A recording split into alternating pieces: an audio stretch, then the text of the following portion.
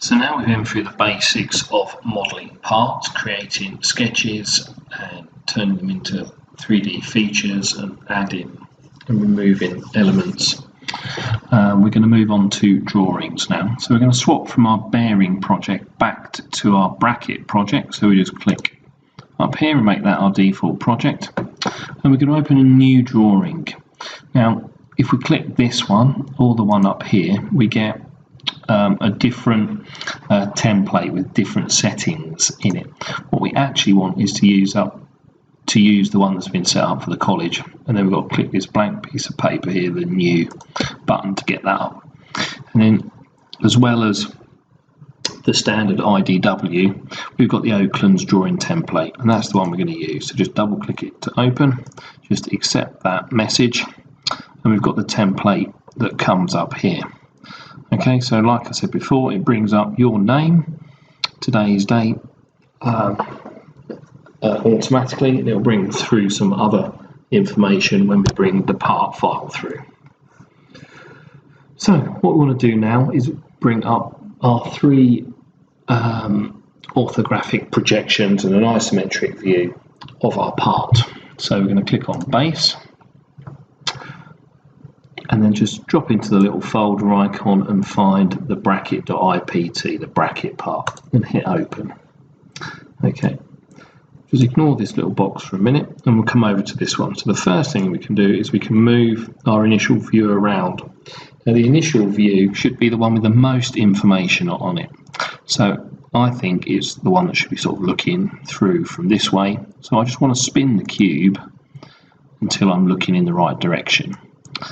Okay, so that's okay. Now, once I've got that one right, if I move to the right, I'll get the right-hand view. I'll move to the top, I'll get the top view.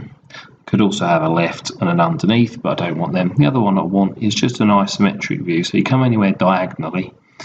I'm just going to place it up here in the top right-hand corner of my drawing.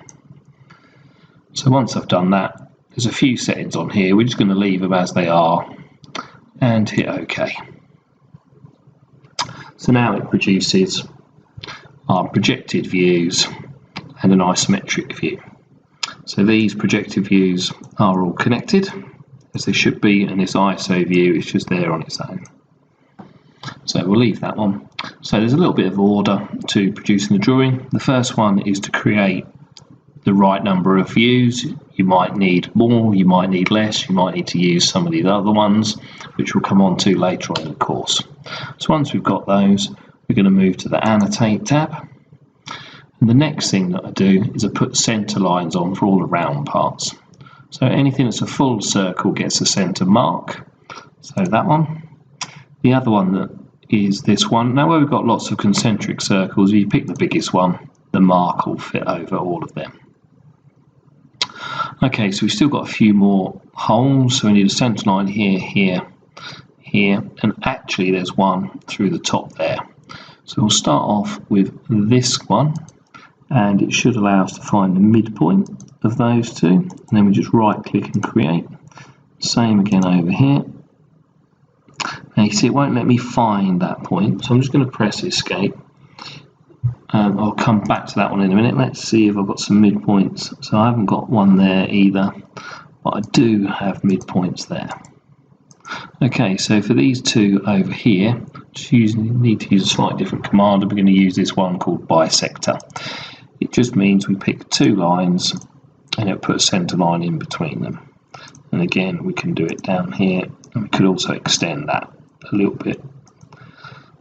Okay. So the same zoom and pan work as they do in the model. The only thing it won't do now is it won't rotate, as this is a 2D drawing. Okay, so we've got the views, we've now got the center lines, we can start dimensioning. So the first thing we want to do is sort of the overall size, sort of the length, the width, the height. So I'm just going to put them, and I'm using these snap lines.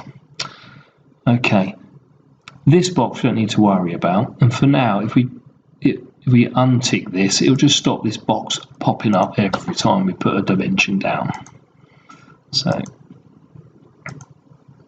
okay, so there's the length and the width, and then we go over here and we can find the height. so I can line out there. Okay, so once we've got those major sizes, the next thing we can do is start working down in size. Okay, so we've got this one over here, and then we've got that 5 in there. We've got this dimension here, the 15. We also need to know how high up that hole is. So we just work our way through the drawing, just sort of down and down and down into the detail.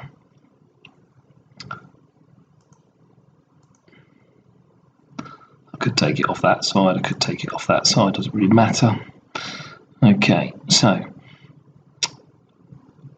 the next thing we're going to do is this fillet radius in here. So at this view, it wants to jump to those 3 points. If I do that, it'll try and do a different type of dimension. So if I just zoom in a little bit and select the arc itself and not those 3 points, that's when the radius will come up. So click that. And then another command we can use is the chamfer. So we pick an angle line, a straight line, and then we get 10 by 45. And then all it leaves us now is the holes. And now if we use the hole and thread, what it'll actually do is it'll find all of the information to do with that hole, like depth and things like that. And the same with this one, it'll just tell us that that is actually 20mm diameter, and it does go all the way through. So once we've done that, we might just want to tidy up a bit, straighten and align some of the dimensions, but essentially we're done. We just need to save. Now it will bring that bracket name through, so we're just going to hit save. This is why you need to have saved it correctly in the part file. So now you see it's brought bracket through, and that is the drawing complete, and that's your first initial run through of the CAD basics. Well done.